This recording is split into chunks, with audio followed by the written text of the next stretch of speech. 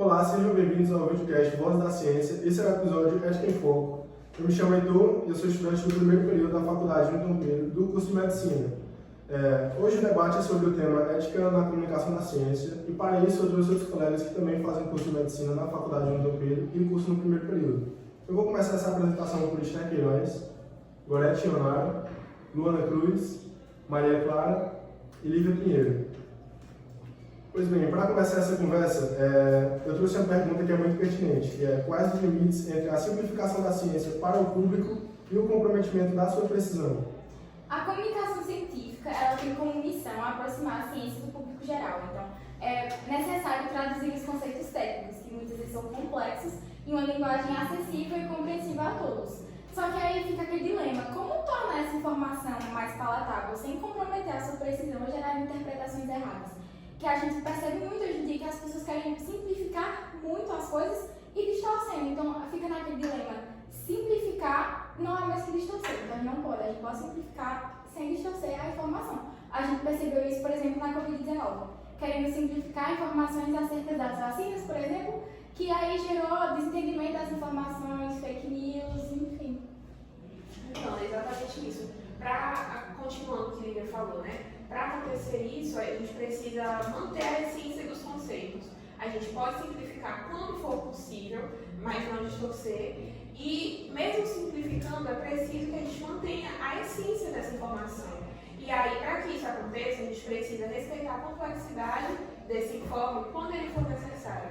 Quando for possível que haja simplificação, convém fazer essa simplificação, a gente faz. Mas quando não for possível, quando for um assunto muito complexo, de nível global, por exemplo, de epidemias, pandemias, como foi o caso da Covid-19, é preciso que a gente adapte a comunicação à complexidade do problema ou da informação, para que não haja comprometimento dela. E aí, para isso, a gente precisa também evitar generalizações ou exemplos e analogias que não convenham ao tema.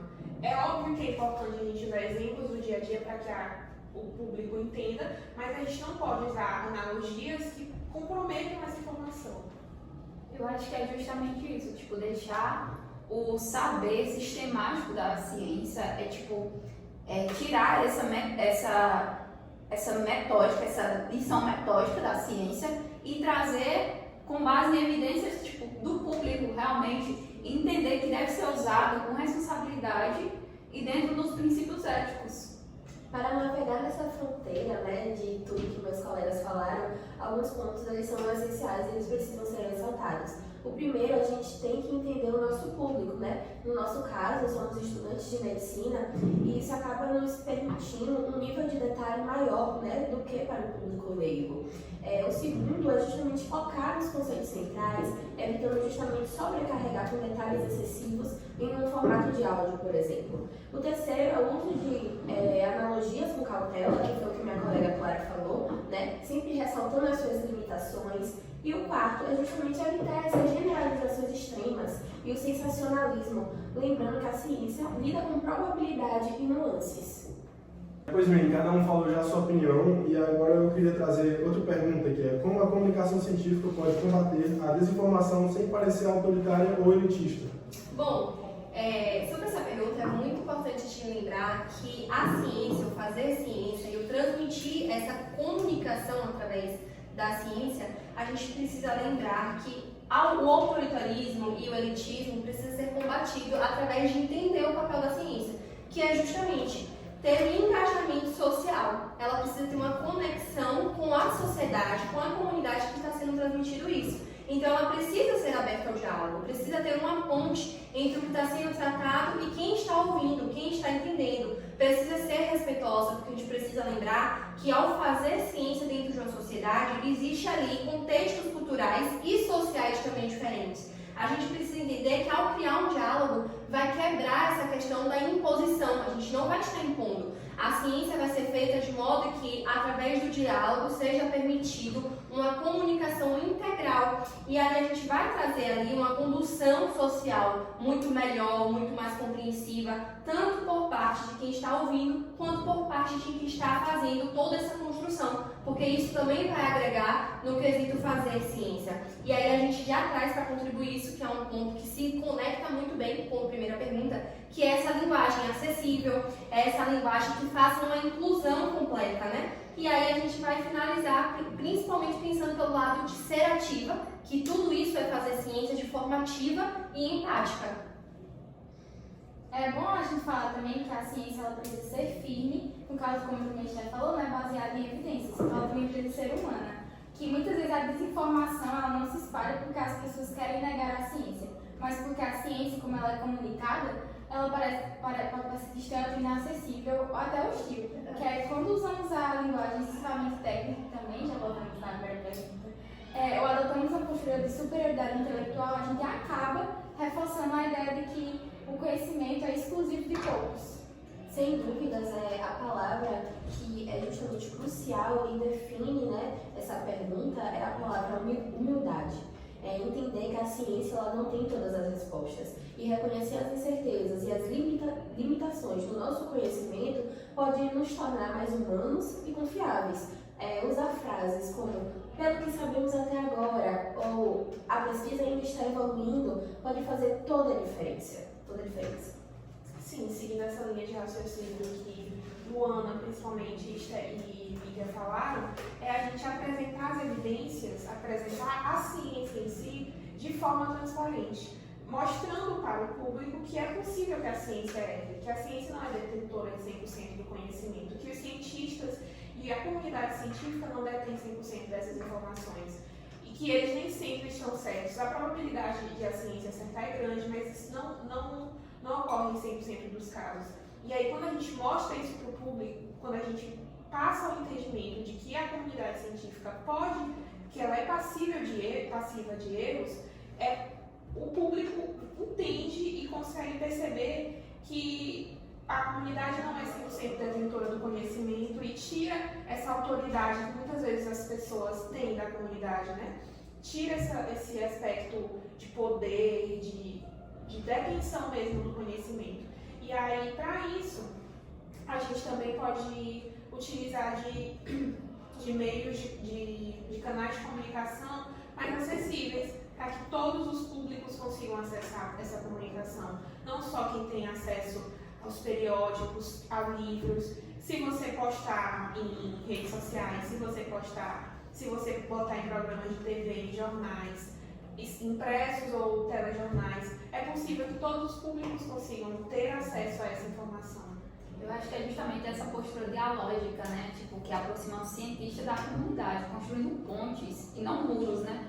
Tipo, Luana falou da humildade, também encaixa a empatia, né? Empatia pelo público, justamente para trazer o público, para mostrar para o cientista como humano, agregar. Importante, só um adendo, que é justamente tudo isso é baseado no Código de Ética da Associação Brasileira de Ciência. E é justamente ali no capítulo 4 que vai trazer essa importância. O título em si vai ser sobre o compromisso com a sociedade. E isso também envolve essa questão de comprometimento com o bem comum, que é o que entrelaça o fazer ciência e o levar para a sociedade. É isso, então, para finalizar, eu gostaria de trazer só mais algo que eu acho muito importante, que é os impactos de uma comunicação científica mal conduzida. Um dos principais problemas, né, nesse tópico é justamente a desinformação. Quando a ciência ela é comunicada de uma forma confusa, sensacionalista, incompleta, ela vira um prato cheio para justamente ser distorcida e espalhar informações falsas. Isso, infelizmente, acaba contribuindo para uma polarização de opiniões em temas que são super importantes, como vacinas ou mudanças climáticas, por exemplo. Sim, resultado disso que Luana falou é a perda de confiança na ciência, porque se você não consegue passar a comunicação de forma bem conduzida, o público acaba que perde confiança e quebra o vínculo que a gente tanto já falou aqui e que precisa de muito esforço para ser criado. E aí, com a quebra desse vínculo, perde a confiança, Como consequência disso, podem acontecer vários problemas que impactam diretamente, por exemplo, na saúde pública. Foi o caso, novamente, aqui, porque esse é um tema muito pertinente, da vacinação da Covid-19. E aí, tudo isso, juntando tudo isso, a gente gera um prejuízo para o avanço do conhecimento. Porque se não há um vínculo, se o público não acredita, não confia no que a comunidade científica está disseminando, não há um avanço do conhecimento, porque a comunidade científica, os cientistas e todos os profissionais desse meio não caminham sozinhos. Não adianta nada que eles passem a informação se o público não acredita, não segue a informação, não segue as diretrizes que são passadas. Eu acho que um desses reforços da informação mal conduzida, da comunicação mal conduzida, é o reforço, na verdade, à desigualdade social, né? Porque, tipo, nem todo mundo tem acesso a informações e, tipo, meio que essa técnica ou essa postura elitista, que é o que a gente falou no segundo ponto, exclui alguns grupos sociais com menor escolarização e acesso à informação, justamente. Isso pode aprofundar o acesso ao conhecimento de algumas informações que são importantes, tipo, justamente, na Covid. E na área da saúde pública, né, porque a gente está falando de vacinação, a gente está falando de toda essa área, o estrago ele pode ser enorme, porque uma má comunicação ela pode levar a decisões perigosas, como recusar vacinas e tratamentos, né, que funcionam e são baseadas em informações que muitas vezes são falsas, que são manipuladas nas redes sociais sem nenhum tipo de confiabilidade, né? Então a gente vê o ceticismo e o negacionismo ganhando cada vez mais força, dificultando a implementação de políticas públicas que realmente funcionam. E outra coisa, né, que é muito importante lembrar, que um dos pontos que vai estar sendo ali agredido é justamente o código da Associação Brasileira de Ciência, porque nesse código vai ter ali justamente um capítulo para procedimentos de casos de violação do código. E isso entra nessa questão, nessa má condução, vai entrar nessa parte do que precisa agir. Então é responsabilidade do cientista que está à frente, né, como é vinculado, da forma como é vinculado, como é falado, como é transmitido. Então, ao fazer esse mau uso, vai estar ali colaborando para ir em fatores que realmente vai ter um impacto significativo para toda a sociedade, não só a científica, mas a sociedade, até a sociedade que não detém esse conhecimento, vai sofrer com as consequências, porque isso vai estar ali gerando uma sistemática mesmo no fazer saúde, porque a ciência está muito conectada com essa promoção, né, ali de determinantes que vão mudar nossa capacidade de cuidado.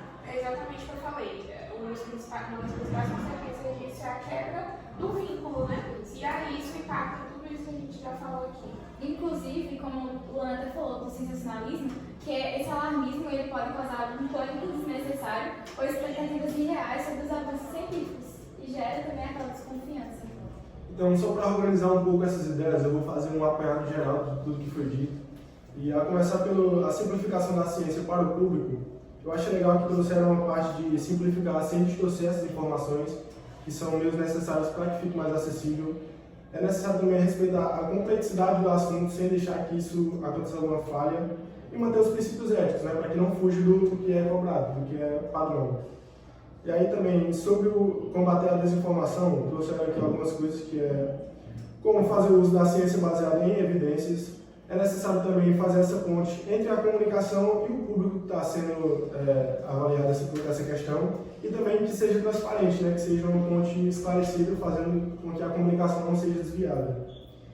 E também que não tenha também uma parte que é mais exclusiva ou que traz só uma parte elitista da coisa, que aborde todos os públicos para que seja democrático, né? E também, por fim, só mencionar que uma comunicação científica chata ou inacessível pode simplesmente afastar as pessoas da ciência, diminuindo o interesse e o apoio a pesquisas e à educação científica. Agora, só para fechar, eu gostaria muito de agradecer a participação dos colegas e também agradecer ao público que está assistindo. Nós que agradecemos. Nós que agradecemos. Obrigada pelo convite.